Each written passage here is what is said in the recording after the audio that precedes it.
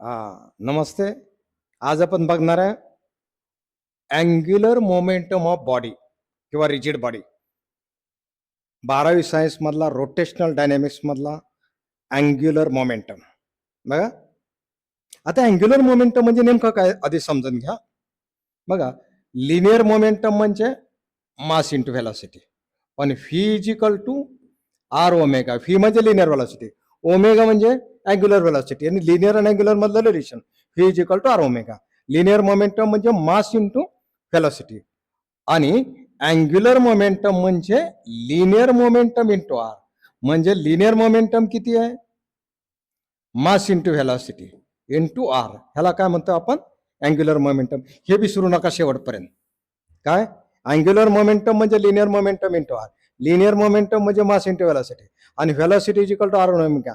एवढे 3 फॉर्म्युले आले, total chapter clear, total expression clear होतं. ओके, आता बघा, consider rigid body. It is rotating about an axis passing through O. Body is made up of n particle. Let M1, M2, M3 up to Mn are masses of particle, and R1, R2, R3 up to Rn are distance of that particle from axis of rotation. काय सांगितलं नीट समजून घ्या. Consider rigid body. It is rotating about an axis passing through O. जो axis O मधून जातो त्याच्या भोवतानी body rotate होते. बॉडी एन पार्टिकलची बनलेली आहे. Body is made up of N particle. M1, M2, M3 up to Mn are masses of particle, and R1, R2, R3 up to Rn are distance of that particle from axis of rotation, and body rotating with constant angular velocity omega. इथपर्यंत clear? आणि आता 1 by 1 बघा. आपल्याला काय काढायचे आहे? पहिलं linear velocity काढायची आहे किंवा लिनियर स्पीड. काय म्हणता बघा,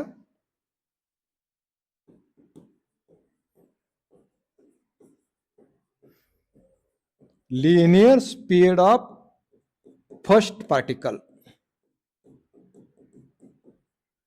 काय लिनियर स्पीडचा फॉर्म्युला सांगितला? V is equal to R omega. इथं बघ सांगितलाय V is equal to R omega. फक्त फर्स्ट पार्टिकलचा आहे म्हणून V1 आणि R1. कळलं? आता पुढं काय काढायचं? लिनियर मोमेंटम काढायचा. कुणाचा? पहिल्या पार्टिकलचा.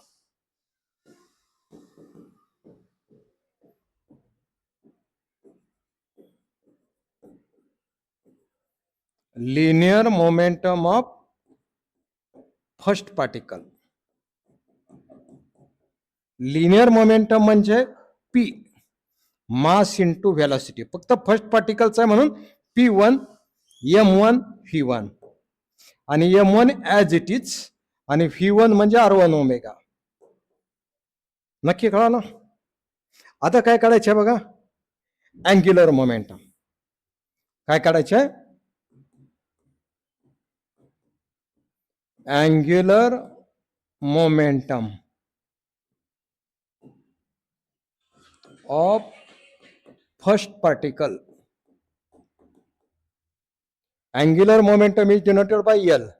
L is equal to linear momentum into R, पण फर्स्ट पार्टिकल आहे म्हणून L1, P1, R1. नक्की कळालं?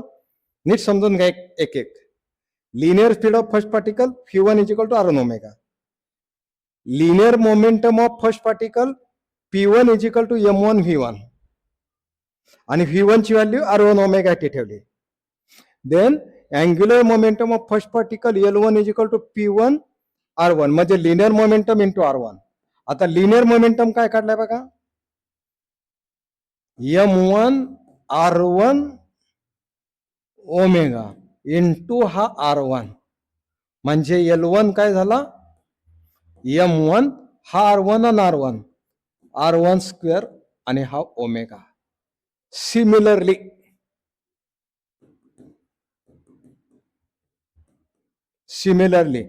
Angular momentum of second particle M1 R1 square omega असं म्हणतो की नाही, तसं M2 R2 square omega.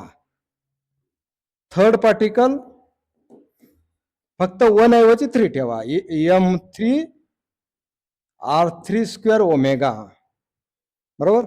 Dot dot dot angular momentum of nth particle M1 Mn Rn square omega. नीट समजून घ्या पहिल्यापासून. Linear speed of first particle V1 is equal to R1 omega. Linear momentum of first particle P1 is equal to M1 V1.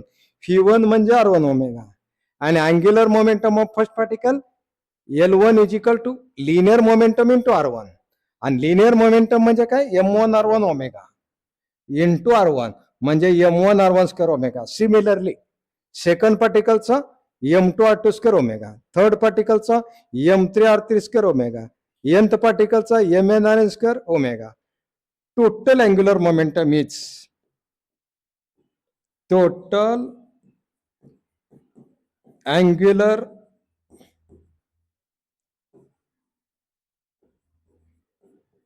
momentum of body L is equal to L1 plus L2 plus L3 dot dot dot Ln. आता L1 ची value काय बघा बरं. M1 R1 square omega. M1 R1 square omega. मग L2 काय असणार? M2 R2 square omega. L3 काय असणार? M3 R3 square omega. Dot dot dot 3 dot nth पार्टिकलचा Mn Rn स्क्वेअर ओमेगा. आता ह्यात काय कॉमन निघतंय बघा? Omega square. आत काय राहिला ब्रॅकेटमध्ये? M1 R1 square plus M2 R2 square dot dot dot Mn Rn square. कारण फक्त ओमेगा बाहेर काढला, बाकी काय नाही. यालाच काय म्हणतो आपण? Summation of MI square. I changes from 1 to n. म्हणजे I इज इक्वल टू 1 ठेवा M1 R1 square. I is equal to 2 put करा M2 R2 square. I is equal to 3 put करा M3 R3 स्क्वेअर. शेवटी n put करा Mn Rn square. आणि त्यालाच काय म्हणतो आपण? L इज इक्वल टू ह्याला I म्हणजे मोमेंट ऑफ इनर्शिया आणि हा तुमचा omega. Right. So L is equal to I omega. काय एक्सप्रेशन काढला आपण? L is equal to I omega. Right. समजलं? ओके. लवकरच आपण नवीन व्हिडिओ आणतोय. फक्त लाईक आणि सबस्क्राईब करा, कमेंट्स करा, बाकीच्यांना पण सांगा. थँक्यू.